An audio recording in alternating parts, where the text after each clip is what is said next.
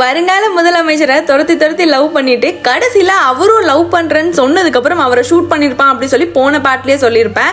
நீ ஏன் சாவரன்னு உனக்கு தெரியணும்ல அப்படி சொல்லிட்டு ஃபிளாஷ்பேக் கொண்டுட்டு போறாங்க. மகாலட்சுமி செத்ததுக்கு அப்புறம் இவன் வந்து ஒரு நாள் நைட் ஃபுல்லா அந்த பொண்ணை பத்தியே யோசிச்சுட்டு ஃப்ளைஓவர்ல ஏறி குதிச்சிடலாம் அப்படி சொல்லி குதிக்கலான்னு போறப்ப லவ் யூ அப்படி சொல்லி ஒரு சவுண்ட் கேக்குது.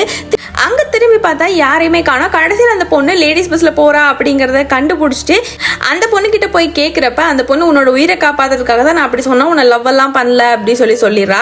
எகைன் ஹீரோ போய் நான் லவ் பண்றேன்னு சொல்றப்ப நான் ஆல்ரெடி என்கேஜ்டு அப்படி சொல்றா. நீ இல்லைன்னா நான் செத்துருவேன் அப்படி சொல்லி ஹீரோ சொல்றப்ப அப்ப ட்ரெயின்ல இருந்து குதிச்சிரு அப்படி சொன்னதும் ஹீரோ வந்து குதிச்சிடறான். பட் அவனுக்கு எதுவும் ஆகல, கையில மட்டும் அடிபட்டிருக்கும். கொஞ்ச நாள் கழிச்சு உனக்கு 6 months இருக்குல்ல, நீ அது வரைக்கும் என் கூட டைம் ஸ்பெண்ட் பண்ண அப்படி சொல்லி ஹீரோ கெஞ்சதுனால 2 பேரும் வந்து அக்செப்ட் பண்ணிட்டு இப்படி அவங்க லைஃப் வந்து போயிட்டு இருக்கப்ப கொஞ்ச நாள்ல அந்த 6 monthsமே முடியுது. ஹீரோ அவகிட்ட கெஞ்சுறான் என்னை விட்டு போயிடாத அப்படி சொல்லிட்டு. அப்ப ஹீரோயின் கேட்கறான் உனக்கு என்ன எத்தனை மாசமா தெரியும் அப்படி சொல்லி கேட்கிறப்ப 6 months அப்படி சொல்றா.